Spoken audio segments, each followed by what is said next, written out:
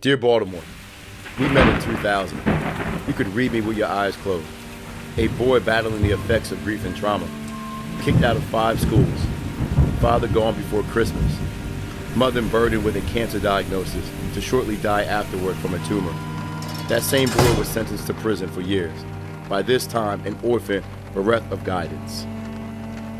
Prison was a different level in the same hell.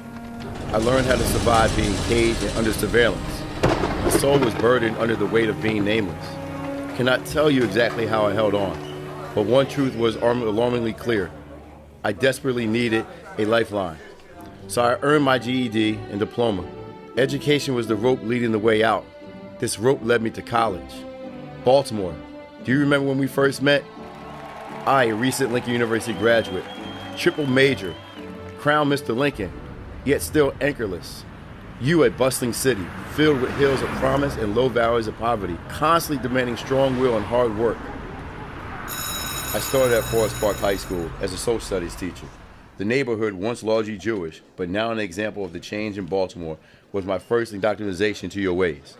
I learned your ins and your outs. I rubbed elbows and shared buttered bread with your natives. I came to love crab soup, Old Bay seasoning, and the scent of the harbor. I saw opportunity and wanted more. You told me to go to work, so I did. No one else wanted to give someone with my history a chance, but you did. Your grace brought me through the Baltimore school system as a teacher and then administrator. You taught me that if I cared, if I was committed, anything was possible. You watched me grow arrogant. I became one of the youngest administrators in your city. My accolades mounted around a self-proclaimed throne. You watched me climb the slippery slopes of your world with your hands behind your back. You waited. I lost everything, my job, my livelihood, my sense of accomplishment. My hands, once so full of you, were now cracked, dry, and empty. I became Jonah blind with entitlement. You, the patient whale. You held me in your belly until I needed to breathe different air. I had no choice but to leave. Baltimore, I left you. I went to D.C. and started the process again.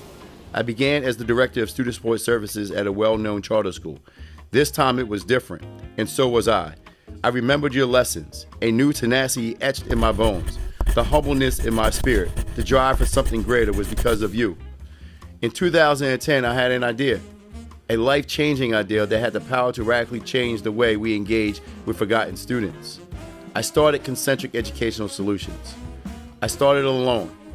I knocked on countless doors. I spoke to thousands of students. I hustled with every fiber in my being. I fought for this chance, forged this company through sheer determination. Now, 10 years later, Concentric is much more than I ever imagined. Baltimore, you made Concentric. Without your guidance, your never wavering faith in the man I could be, Concentric would not have come into existence. We have found students. We have brought them back to school.